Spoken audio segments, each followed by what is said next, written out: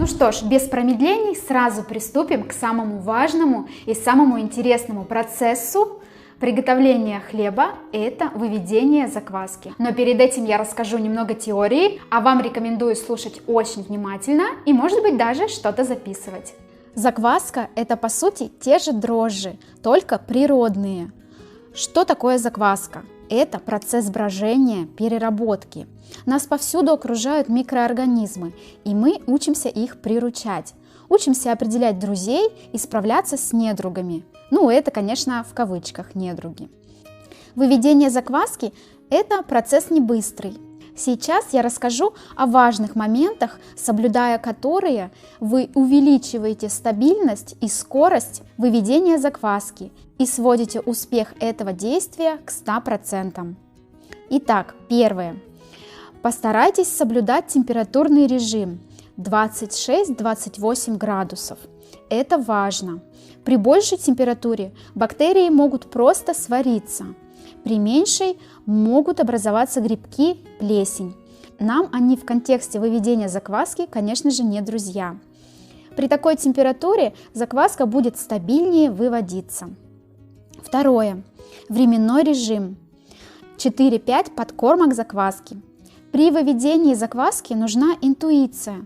Это такой секретик, которым вы в скором времени овладеете.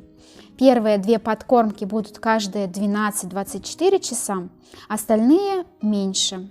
Самый главный метод определения, когда нужно подкармливать, это закваска поднялась минимум в 2 раза, стала пушистой и пористой.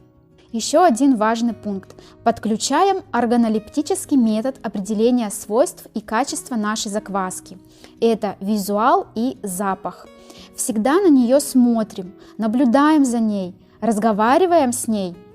Ну ладно, конечно, это шутка, но по секрету я скажу, что закваска на самом деле живая. Итак, в процессе выведения и хранения она не должна засыхать, образовываться корочки, плесени и не должна сильно плохо пахнуть. На этом все. Остальное расскажу по ходу выведения. Для выведения закваски нам понадобится всего лишь 2 ингредиента. Это ржаная мука. У меня самая простая, которая продается в магазине, самая распространенная, мука ржаная обдирная. Также, если у вас будет возможность купить цельнозерновую, это тоже очень хорошо, даже можно сказать лучше. Нам ее понадобится 50 грамм. И чистая вода 75 грамм. Из инвентаря нам понадобится самая простая ложка и силиконовая лопатка. Какая-либо банка. Я рекомендую брать банку побольше, у меня 1 литр. Какая-либо тряпочка, которая дышит, либо марля в несколько слоев. И вот такая вот резиночка. И самые простые кухонные весы с точностью до 1 грамма. Итак, что мы делаем? Берем банку и наливаем туда 75 грамм воды. У меня уже здесь отмерено. Да, 75 грамм. Так, затариваю. И добавляю 50 грамм муки. И силиконовой лопаткой размешаю.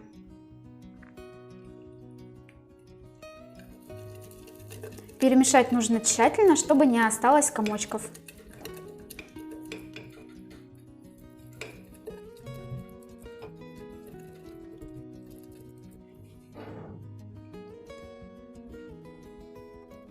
Консистенция получается как очень-очень густая сметана.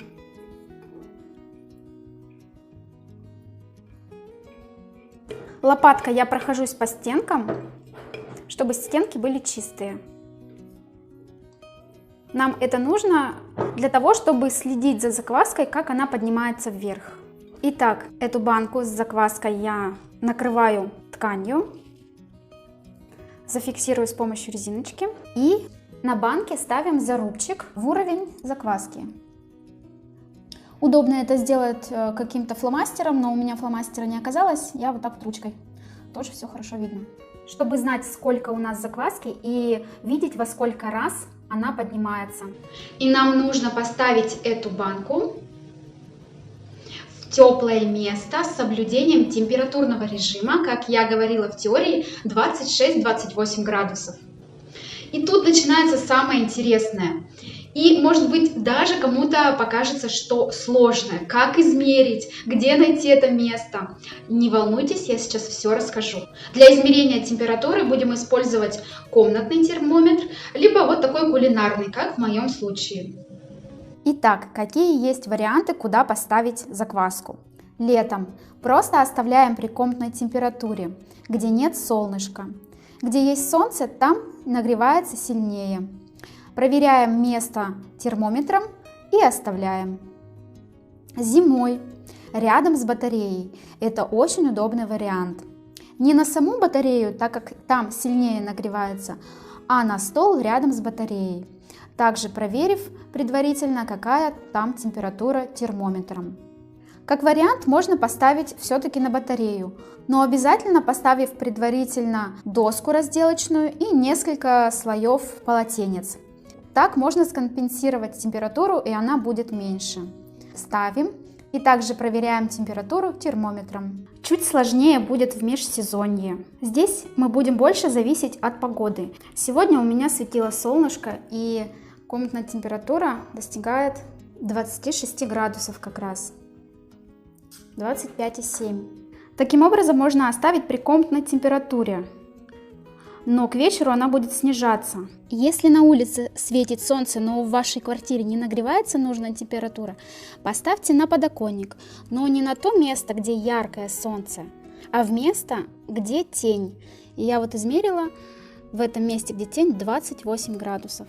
Но будьте осторожнее с таким методом, так как солнце всегда меняется, чтобы банка не попадала на солнце, ее нужно будет, возможно, передвигать. Что же делать в межсезонье, когда вечером и ночью температура опустится ниже, чем нам нужно? Я нашла очень простой выход из этой ситуации. Просто ставим в духовку, предварительно немного ее нагрев до 50 градусов, потом остудив до 28 градусов, и поставить туда емкость с горячей водой, либо включив в духовке лампочку, если она есть. И периодически проверяя температуру термометром. Так как сейчас мы находимся в стадии переезда и моя кухня еще не готова, мы снимаем квартиру и у нас нет духовки. Я буду использовать вот этот шкаф как имитацию духовки. Я нагрела кастрюлю с кипятком, поставила ее сюда, ставлю рядышком закваску и укутываю вот так в одеяло. Также буду проверять термометром температуру 26 градусов. Таким образом, в моем случае днем я оставляю при комнатной температуре рядом с окном, но не на солнце. А вечером, когда снизится температура, я уберу в шкаф рядом с емкостью с горячей водой и в одеяло. Все, оставляем закваску на 12-24 часа. Самый главный критерий, когда я буду подкармливать закваску, это она должна подняться минимум в 2 раза, быть такой вот пушистой и не засохнуть, пахнуть более-менее приятно. Ну и об этом я тоже уже говорила. Все, увидимся в следующем видео. Я желаю вам удачи!